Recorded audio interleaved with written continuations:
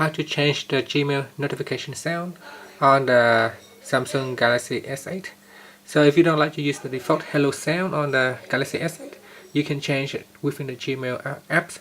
Now first tap on the home key to go back to your home screen, then go into apps, go to Google, tap on Gmail, or if you have a Gmail shortcut somewhere else, you can go and open Gmail directly from there.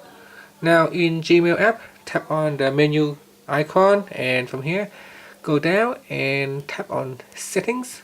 So in the apps, tap on settings.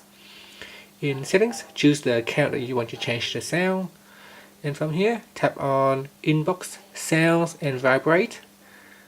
Here you can see there is a sound icon or sound option, so tap on sound, and here you can choose. By default it is set to hello. If you don't like hello, you can change it. So that's the default sound.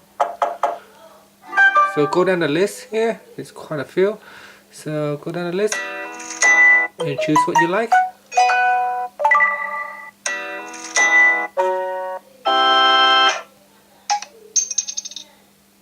So there it is.